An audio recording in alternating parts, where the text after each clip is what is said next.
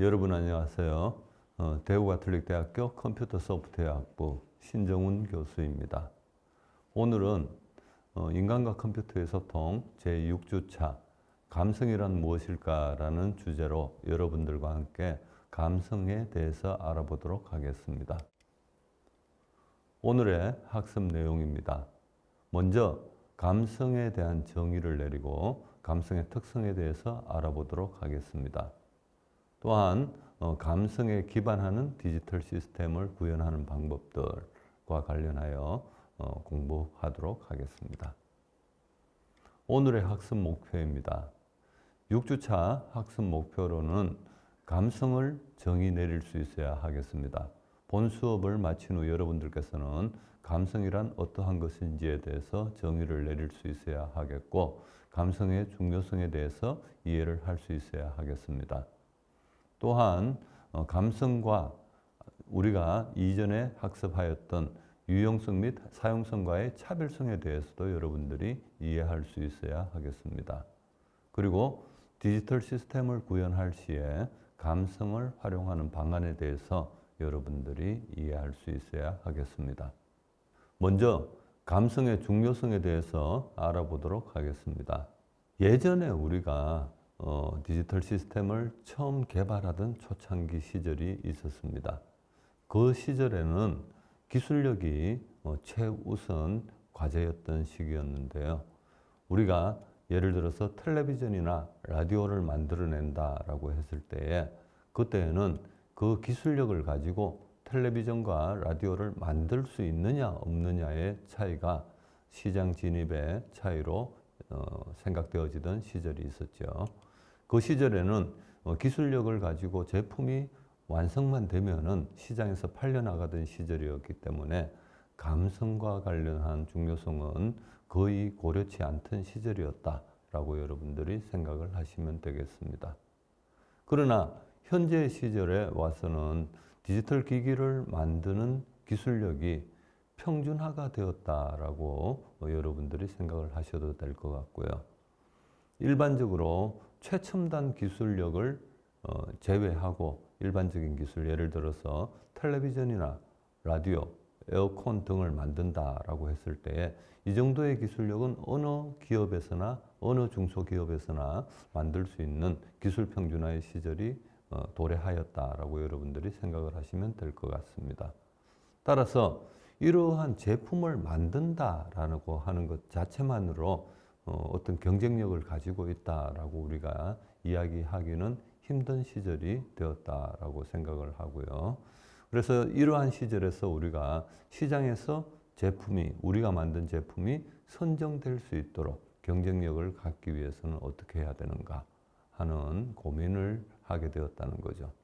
그래서 사용자들이 단순히 자신이 원하는 과업을 달성하고 자신이 원하는 기능을 수행하는 것뿐만이 아니라 자신이 원하는 기능을 수행하면서 과업을 달성하는 과정 중에 사용해 나가는 즐거움들, 그리고 이것을 사용하지 않을 때에도 느낄 수 있는 어떤 즐거움과 가치들, 이러한 부분들이 중요시되는 시대가 도래하였다라고 여러분들이 생각하시면 될 것 같습니다.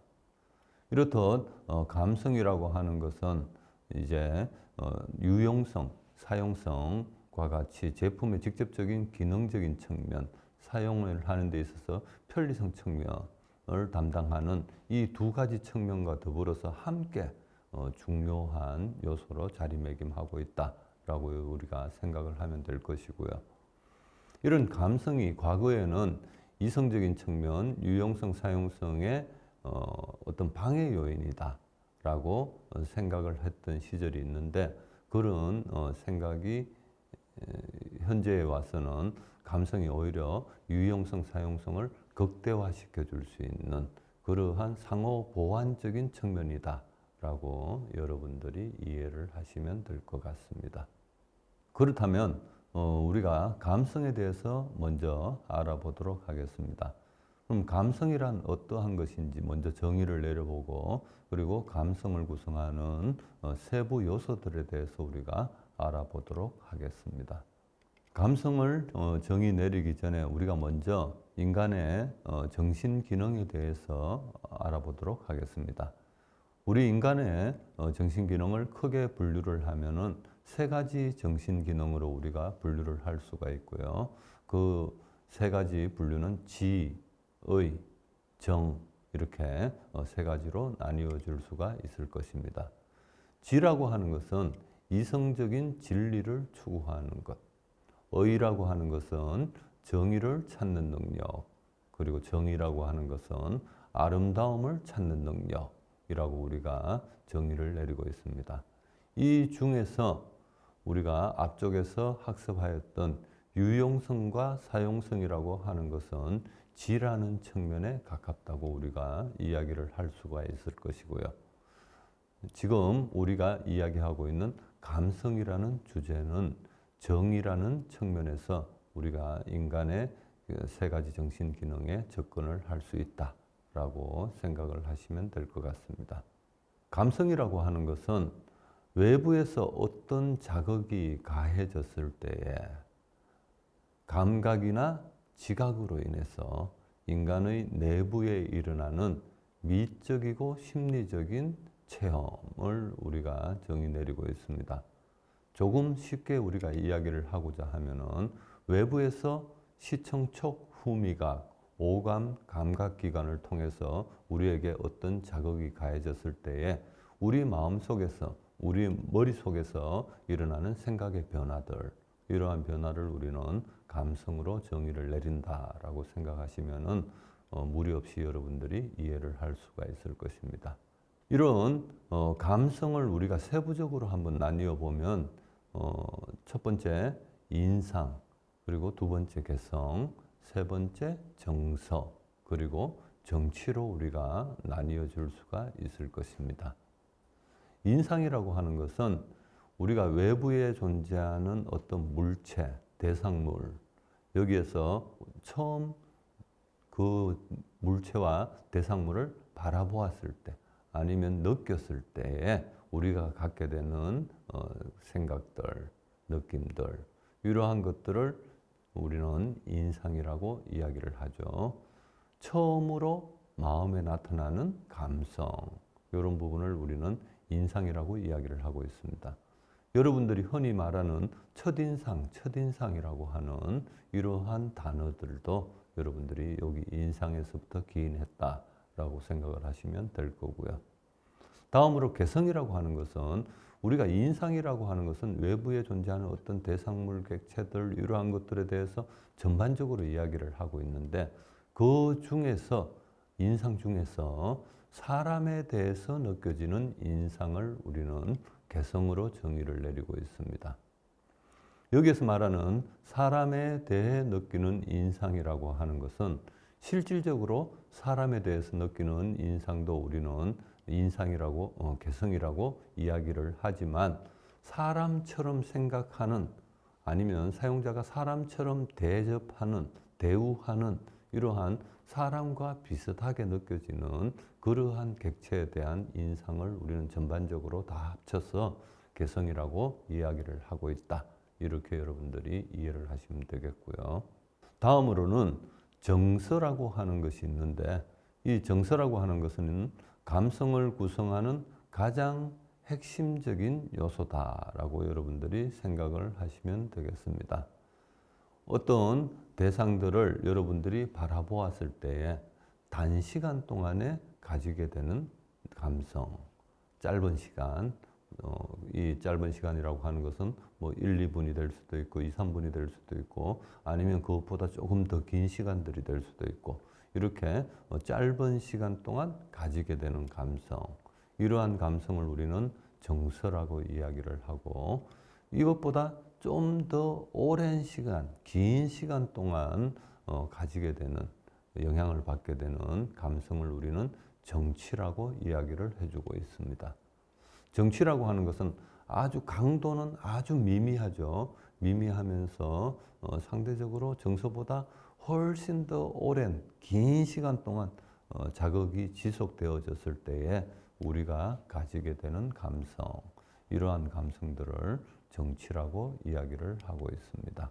이런 정치라고 하는 것은 여러분들이 일반적으로 고향의 정치 이러한 단에서 느낄 수 있듯이 여러분들이 고향에서 오랫동안 살면서 느껴왔던 무엇에 의해 자극을 받았는지는 모르겠지만 고향의 느낌들, 고향의 냄새, 고향의 공기, 고향의 온도 뭐 이러한 것들이 복합적으로 작용을 해갖고 오랫동안 누적되어져 온 감성 이러한 것들을 우리는 정치라고 한다라고 생각하시면은 정치가 무엇인지에 대해서 쉽게 이해가 갈 것으로 생각을 합니다. 그럼 이런 감성의 세부 구성 요소들이 실질적으로 어떻게 자극되어지는가, 사용자들에게 어떻게 다가서는가에 대해서 우리가 알아보도록 하겠습니다.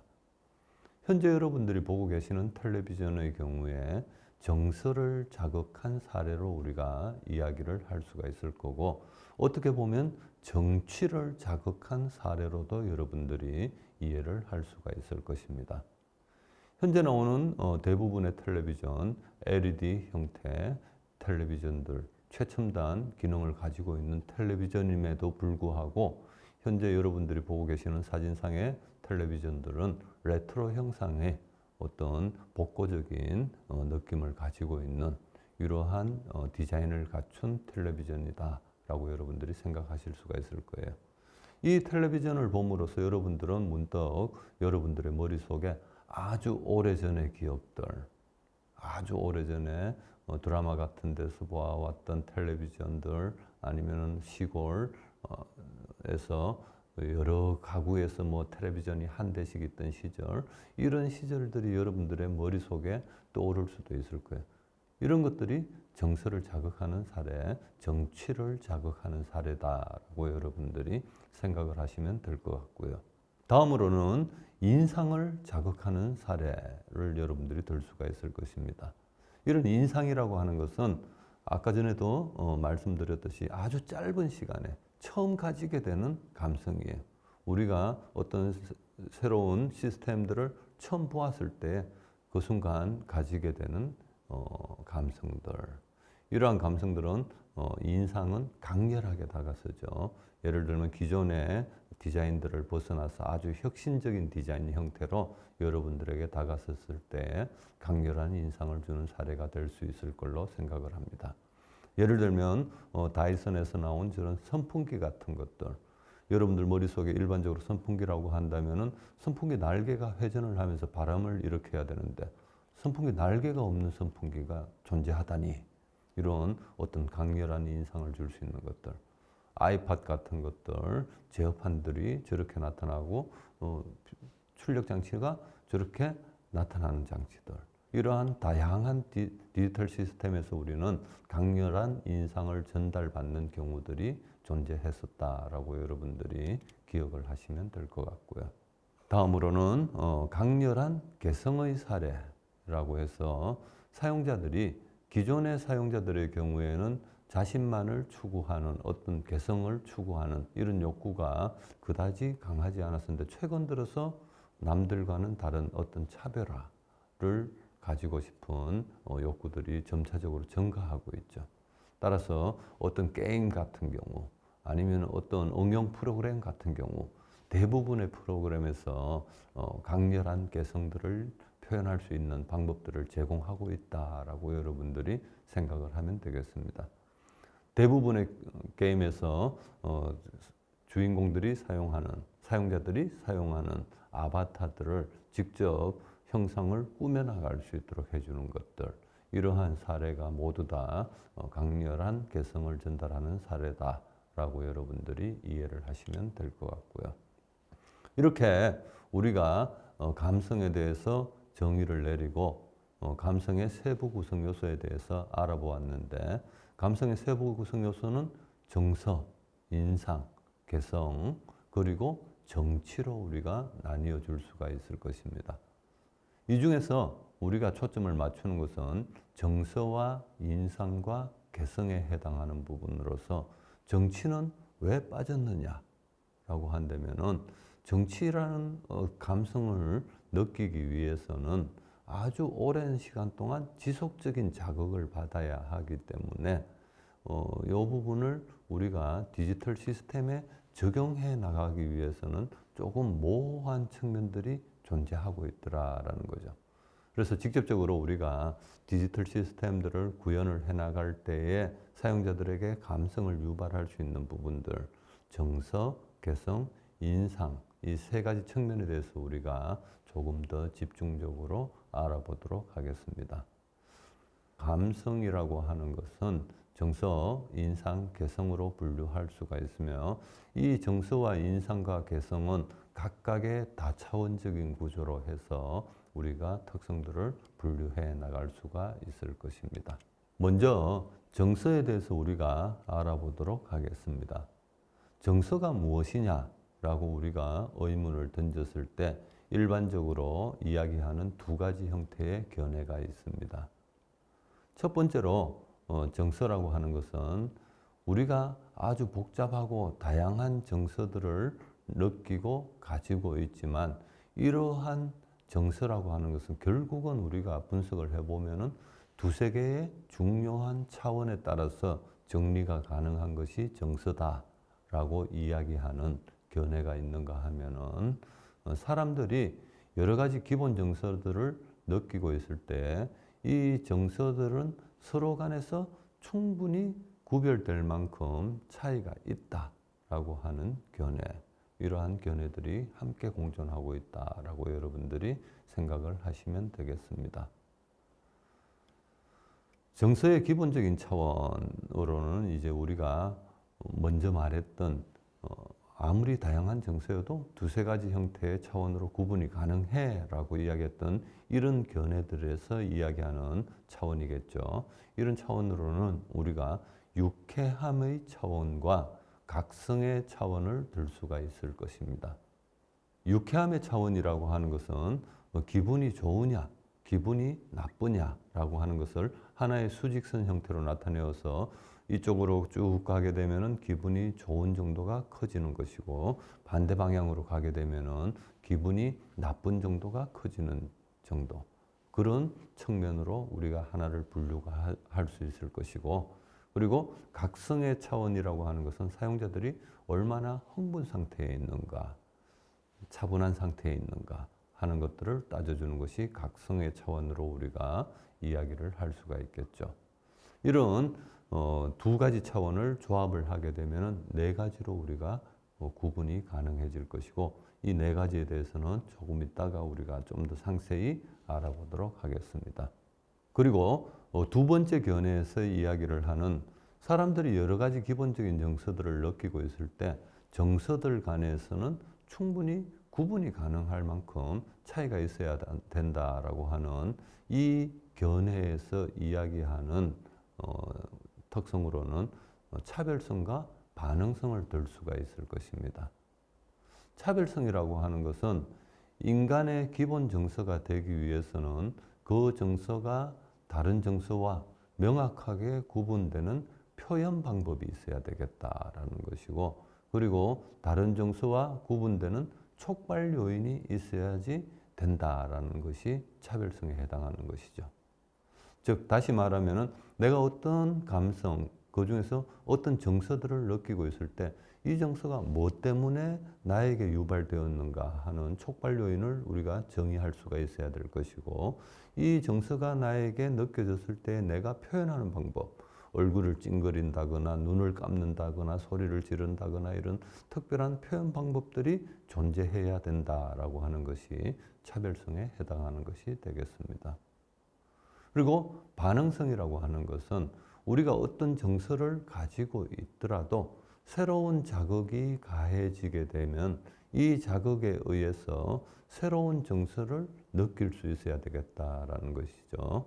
예를 들어서 아주 슬픔을 가지고 있는 사람에게 아주 우스운 일들을, 코미디를 보여준다. 아니면 아주 즐거운 일들을 상상하게 만들어준다.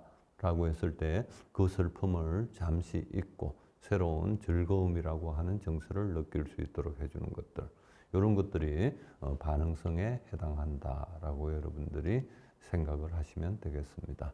이러한 앞쪽에서 말한 두 가지 차원에 의한 기본 차원에 의한 정서들을 우리가 분류를 해보면 유쾌함과 불쾌함의 측면, 그리고 각선된 측면과 졸리운 측면, 이 두 가지 측면으로 우리가 나누어 줄 수가 있을 것이고요. 이거에 따라서 예를 들어서 유쾌한 상태에서 흥분이 되어져 있다. 유쾌한 상태에서 각성이 되어져 있다.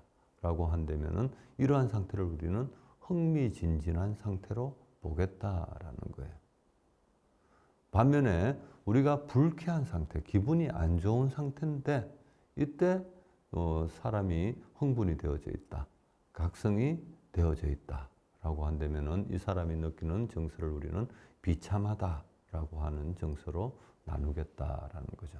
이런 식으로 두 가지 측면에 의해서 우리가 네 가지 정서를 분류할 수가 있을 것이고, 이것 이외에도 정서에 대한 연구가 수십 년간 계속 진행되면서 일반적으로 우리가 기본 정서라고 하는 정서를 8가지 형태로 나누어 나왔습니다.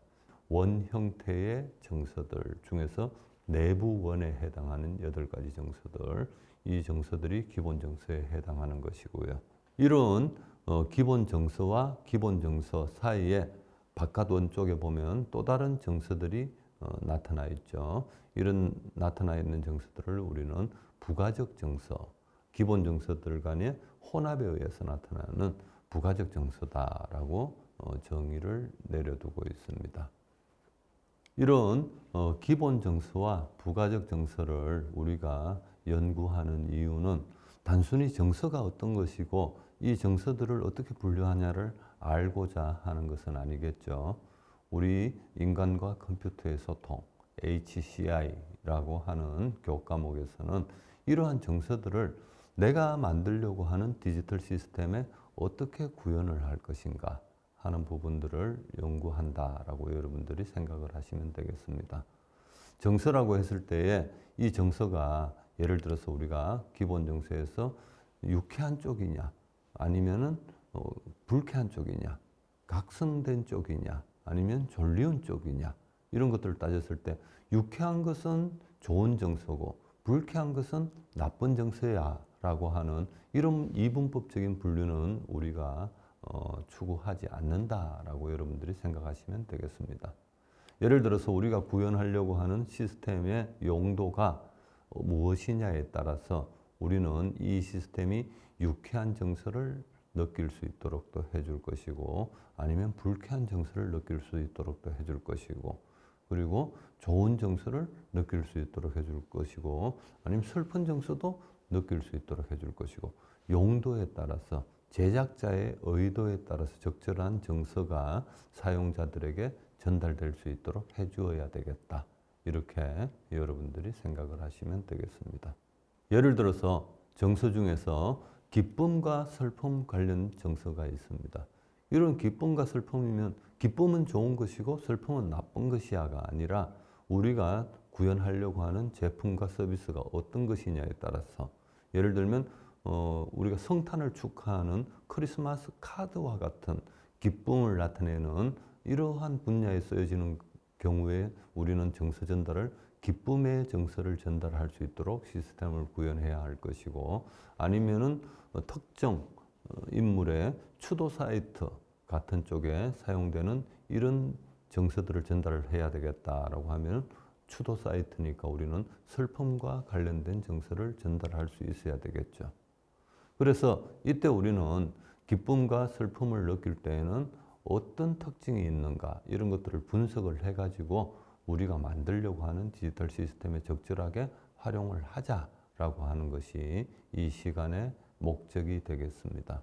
예를 들어서 우리가 기쁨과 슬픔을 분류한다라고 하면은 기쁨의 경우에 긍정적인 정서, 슬픔의 경우에 부정적인 정서 이런 식으로 분류는 가능할 거예요. 그렇지만 긍정적인 정서가 좋다, 부정적인 정서는 나쁘다 이렇게 우리가 적용을 하는 것은 아니라는 것을 다시 한번 여러분들이 이해할 수 있어야 되겠습니다. 기쁨을 느낄 때 표정이 어떠한 것이고 슬픔을 느낄 때 표정이 어떠한 것인지 이러한 것들이 우리가 잘 연구를 해가지고 시스템을 구현할 때 실질적으로 적용을 해나가자는 것이죠. 다음으로 흥분과 놀람 관련되는 정서들. 이것도 특정 분야에서 잘 쓰여질 수가 있겠죠.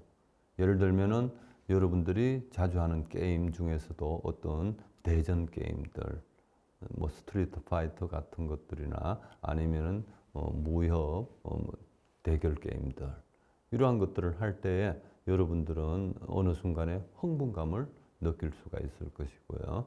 그리고 공포 영화 같은 경우에 여러분들이 놀람과 공포, 이러한 정서들을 동시에 느낄 수가 있을 것이죠. 그러면 이제 우리는 흥분이 필요한 부분에는 흥분을 느낄 수 있는 그러한 형상으로 시스템을 구현을 해나가면 되는 것이고, 놀람이 필요한 부분에는 또 놀람이 충분히 전달될 수 있도록 우리가 디지털 제품과 서비스를 만들어 나가자라는 것이죠. 그래서 흥분이라고 하는 것은 사람이 자극을 받았을 때 뇌의 활동이 뭐 어떻게 되더라 하는 것들, 그리고 놀람이라고 하는 것은 또 정서에 있어서 뭐 가장 큰 목적이 무엇이냐, 놀람의 목적은 무엇이냐, 이런 것들을 하나하나 따지자는 것이 아니다라는 것을 누누이 여러분들에게 이야기를 해주고 있습니다. 다만 여러분들이 고려해야 될 것들은 디지털 제품과 서비스 중에서 어떤 대전 게임, 액션 게임 같은 것들은 우리가 구현을 할 때에 대전 게임과 액션 게임의 역할을 충분히 잘할 수 있도록 만들어주기 위해서는 흥분이라는 정서를 전달할 수 있도록 만들어주면 좋겠구나라고 여러분들이 판단을 하라는 거죠. 놀람이라고 하는 것도 여러분들이 어떤 공포 영화나 게임 컨텐츠나 이런 쪽에서 놀람이 필요할 때에는 놀람을 잘 전달할 수 있도록 구현을 해주자라는 식으로 여러분들이 기억을 하면 되겠습니다. 분노와 공포 관련된 정서도 마찬가지가 되겠습니다. 여러분들이 아까 전에 보아왔던 대전 게임, 액션 게임과 같은 경우에 흥분이라는 정서도 포함이 되어지지만 분노라는 느낌, 내가 저 적군을 때려 부수고 말 거야 라고 하는 어떤 분노라는 정서, 이런 것들도 당연히 포함이 된다라고 여러분들이 보시면 되겠고요. 이런 해당 분야들, 공포 영화 같은 경우 이런 부분에서도 적절하게 우리가 이러한 정서들을 전달을 해주면 되겠다라고 여러분들이 생각을 하면 되겠습니다. 그리고 대표적으로 분노와 공포가 또 어떤 분야에 쓰일 수 있느냐 보면은 익명 게시판 같은 곳에서 분노를 막 표출하는 사람들이 많이 있죠. 이런 경우 분노를 잘 표출할 수 있도록 익명 게시판을 우리가 만들어 준다거나 아니면은 공포영화 사이트에서 공포를 충분히 느낄 수 있도록 만들어 주는 이러한 노력들이 필요하다라고 여러분들이 생각하면 되겠죠. 다음으로는 부끄러움과 혐오 관련된 정서가 있습니다. 이 부끄러움과 혐오 관련 정서들을 잘 전달하는 디지털 서비스나 시스템들은 여러분들이 잘 알고 있는 어떤 19금 사이트, 야동 사이트라고 하죠. 이런 사이트들에서 부끄러움 같은 것들을 많이 표현하고 있는 것을 여러분들이 보실 수가 있을 것입니다. 그리고 혐오 같은 경우에는 이건 다양한 분야에 쓰일 수가 있는데, 예를 들면 게임 그래픽 같은 경우에도 저런 혐오스러운 그림들 같은 것들도 공포, 혐오 이런 것들을 전달함으로써 게임에 좀 더 몰입할 수 있도록 만들어줄 수 있는 요소로 활용이 가능하다라고 여러분들이 생각하면 되겠습니다. 선정적인 사이트 같은 경우에 대표적으로 부끄러움 같은 것들을 잘 표출할 수 있도록 해줘야 되겠다라는 것이고, 잔혹한 사이트 같은 곳에서는 혐오스러움 이러한 것들을 잘 표출할 수 있도록 해줘야 되겠다라는 것을 여러분들이 기억을 하시면 되겠습니다. 이런 8가지의 정서들을 또 3차원적으로 우리가 통합 모형을 만들어 볼 수가 있는데, 이 통합 모형상에서 보면 여러 가지 정서들이 인접하는 정서들이 이렇게 존재하고 있죠. 예를 들면 기쁨이라는 정서 옆에 흥분이라는 정서, 그리고 흥분이라는 정서 옆에 분노라는 정서, 또 기쁨이라는 정서 옆에 오른쪽으로는 부끄러움이라는 정서, 이런 정서들이 인접해 있는데, 인접해 있는 정서들 사이에서는 비슷한 성질들을 가지고 있는 정서를 표현했다라고 여러분들이 생각을 하시면 되겠습니다. 그리고 원의 중심을 기점으로 해서 서로 반대되는 측면에 존재하는 정서. 예를 들어서 흥분과 놀람, 그리고 기쁨과 슬픔, 이러한 서로 반대되는 위치에 존재하는 정서들은 반대되는 느낌을 가지고 있다라고 여러분들이 생각을 하시면 될 것이고요. 그리고 저 3차원 축 중에서 위로 올라갈수록 흥분의 강도가 커지고 아래로 내려갈수록 흥분의 강도가 약해져서 차분해진다라고 여러분들이 이해를 하시면 되겠습니다. 예를 들면 슬픔이라고 하는 정서가 흥분의 강도가 약해지게 되면 우울함으로 바뀌어지게 되고, 이거보다 더 약한 흥분의 강도로 가라앉게 된다면 싫음이라고 하는 이러한 식으로 정서들이 바뀌어지게 된다라고 여러분들이 이해를 하시면 되겠습니다. 이러한 것을 통합적으로 나타낸 것이 현재 여러분들이 보고 계시는 3차원 통합 모형이다 라고 생각을 하시면 되겠고요. 여기서 하나 여러분들이 유의하셔야 될 것은 같은 위치에 있는 다른 정서들일 경우에 강도가 같으냐 하면은 다르다라고, 같다고 단정 짓지 못한다라고 여러분들이 이해를 하시면 될 것 같습니다. 예를 들어서 슬픔에 해당하는 것과 놀람에 해당하는 것이 즉 3차원 통합 모형에서 가장 위쪽에 올라와 있는데, 그럼 슬픔의 강도와 놀람의 강도가 같으냐라고 하면 다르다라고, 같지 않다라고 여러분들이 이해를 하시면 되겠고요.